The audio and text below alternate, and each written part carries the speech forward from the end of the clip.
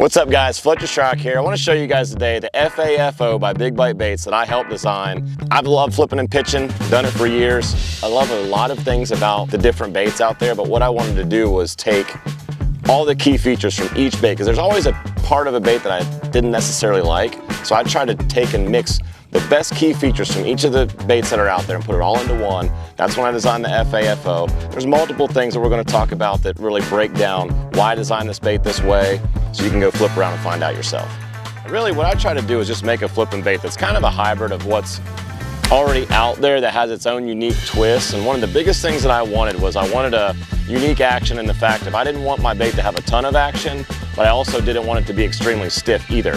That does a couple of different things. I want the bait to be able to glide. If you put like really floppy appendages on there, the bait won't glide near as well. But also if you put really stiff appendages, you get no action at all. So I kind of wanted to go in between on the FAFO as far as the appendages on the back, but also the body itself is measured at a specific point for a trocar 5/0 or any other 4 or 5/0 flipping hook out there, straight shank flipping hook. I feel like the body's dimensions are just about perfect for that size of hook to get the maximum hookup ratio that you're gonna get out of any creature bait on the market. And this bait's pretty soft, it's a little bit thinner.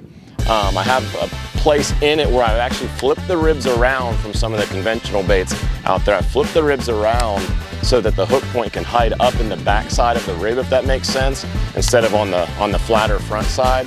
It just helps you hide the hook just in the plastic a little bit more and leaves the hook just kind of, you know, not exposed, but just right there on the fringe of being exposed and just held back by that little bit of plastic. And that does make a big difference, I feel like, whenever you're trying to get a hookup out of these fish.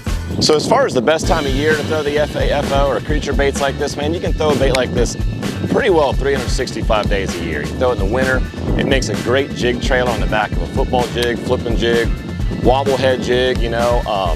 Spring, it's great around spawners, fry garters, things like that. You get into the summer. We're obviously here in the fall, just approaching fall where the grass is topped out and it's starting to get a little bit cooler out. It's a great time to punch grass, but man, you can flip bushes with this thing, laydowns, docks, rocks, trees. Like I said, open water on a Carolina rig or football jig. It's just a really universal bait. When I pitch my bait out there, especially on the back of a jig or with a 3/8 ounce weight or whatever, I want it to fall on a slack line. When I'm fishing it on a lighter weight, I don't want to interfere with that bait falling whatsoever. I want this bait to have slack in the line so the bait can glide and kind of have an erratic action. The moment that you start to put even just a little bit of tension, you're actually just pulling that bait back to you, and it doesn't have its natural flowing action that it normally would if you was to basically drop the rod tip, lay some slack on, lay some slack out there and let the bait hunt around on its own. So that's one key on getting a lot more bites. That's just general for flipping, pitching, casting anyway.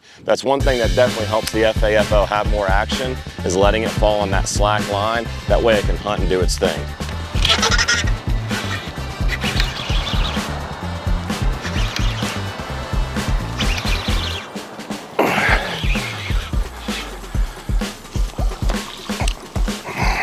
Here we go.